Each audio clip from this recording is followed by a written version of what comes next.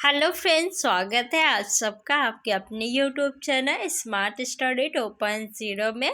आज के इस वीडियो में हम स्वर संधि, व्यंजन संधि और विसर्ग संधि किसे कहते हैं ये पढ़ेंगे। तो चलिए फ्रेंड्स, वीडियो को स्टार्ट करते हैं। अगर आप हमारे चैनल पर नए हैं तो चैनल को सब्सक्राइब कर लीजिए। स्वर संधि, स्वर आपको पता है क्या होता है? ह्रस्व आ, दीर्घ आ, ई और ऊ, रिस, ए, ओ, औ, इसे हम क्या कहते हैं? स्वर कहते हैं। जो अन, आहा है ये स्वर के साथ लिखा जाता है, बट इसे हम अयोग वाह कहते हैं। क्या कहते हैं? अयोग वाह, यानी साथ में तो रहता है लेकिन ये गिना नहीं जाता है। साथ में रहने पे भी क्या है, स्वर में ये गिना नहीं जाता, इसीलिए इसे अयोग वाह कहते हैं। तो स्वर संधि, संधि का शाब्दिक अर्थ मैंने आपको बताया था क्या होता है? मेल होता है संधि का शाब्दिक अर्थ।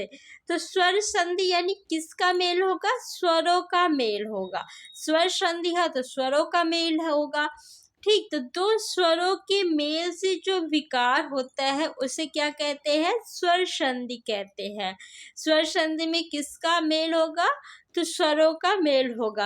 और आपको पता है कि स्वरों के मेल से जो विकार होता है उसे क्या कहते हैं? स्वर संधि। तो जैसे धर्म, धन, अर्थ है, तो धर्म का आ और अर्थ का आ यानी दोनों स्वर हैं। क्या है? दोनों स्वर है। दोनों स्वरों के मेल से जो विकार हुआ है, परिवर्तन हुआ है, उसे हम क्या कहते हैं? स्वर संधि कहते हैं। यहाँ पे देखिए आ और आ मिलकर क्या हो गया है? दीर्घ आ हो गया है ना। तो इसी को हम क्या कहते हैं? स्वर संधि कहते हैं। धर्म, धन, अर्थ मिलकर क्या हो गया? धर्मार्थ। कुश, धन, आसन, कुश का आ और आसन का दीर्घ आ मिलकर क्या हो गया है? दीर्घ आ। परिवर्तन क्या हुआ? ये दीर्घ आ हो गया। तो दो स्वरों के मेल से जो परिवर्तन यानी विकार होता है उसे स्वर संधि कहते हैं। जैसे कुश, धन, आसन मिलकर क्या हो गया? कुशासन।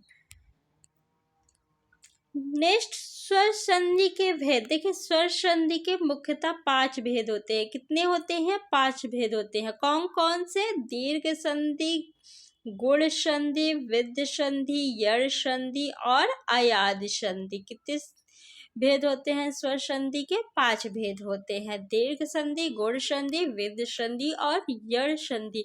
मैं आपको एक एक करके ट्रिक के माध्यम से पढ़ाऊंगी, लेकिन इस वीडियो में नहीं, अगली वीडियो में।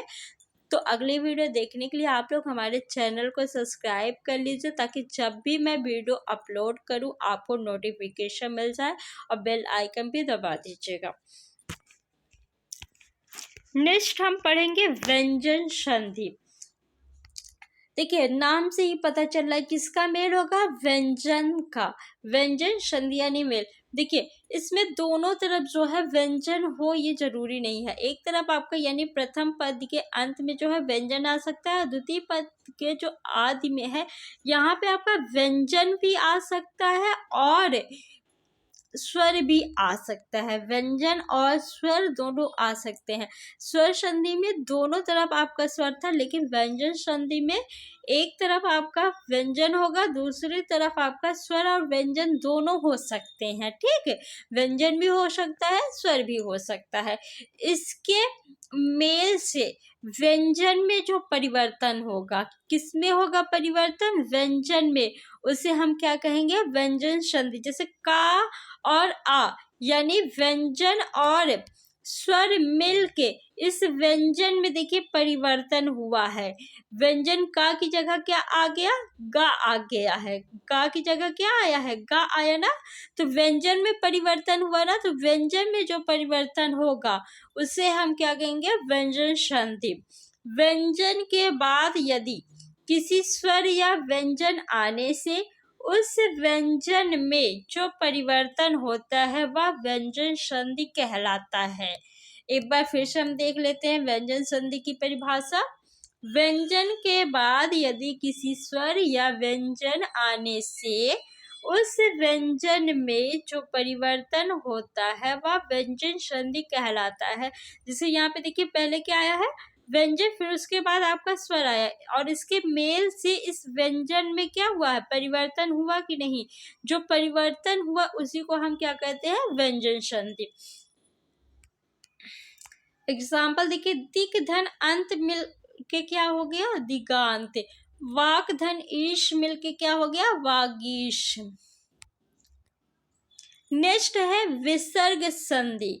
विसर्ग संधि यानी विसर्ग के मेल से। देखिए, विसर्ग के बाद किसी स्वर अथवा व्यंजन के आने से, जैसे व्यंजन में क्या था कि व्यंजन के बाद आपका स्वर या व्यंजन आ रहा था, व्यंजन के बाद क्या आ रहा था, आपका स्वर या फिर व्यंजन आ रहा था। तो उसी प्रकार आपका यहाँ पे जो है विसर्ग के बाद स्वर या व्यंजन, ठीक है, किसके, विसर्ग के बाद स्वर या व्यंजन आने से विसर्ग में जो परिवर्तन होगा, किसमें परिवर्तन होगा, विसर्ग में, वह क्या कहलाएगा, विसर्ग संधि कहलाएगा, ठीक है। जैसे व्यंजन में क्या था कि व्यंजन के बाद जो स्वर या व्यंजन आता था उसकी वजह से व्यंजन में जो परिवर्तन होता था उसे हम व्यंजन संधि कहते थे। उसी प्रकार विसर्ग संधि में विसर्ग के बाद स्वर या व्यंजन आने से जो विसर्ग में परिवर्तन होगा उसे हम विसर्ग संधि कहेंगे।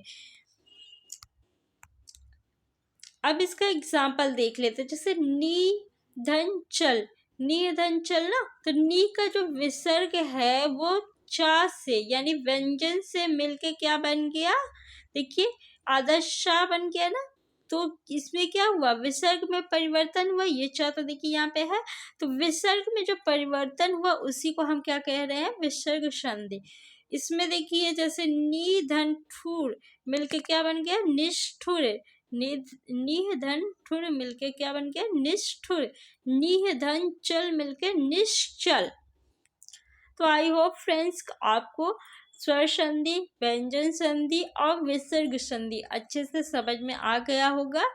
वीडियो अच्छा लगा हो तो वीडियो को लाइक शेयर कर दीजिए और चैनल को अगर अभी तक आपने सब्सक्राइब नहीं किया है तो सब्सक्राइब कर लीजिए। Thanks for watching.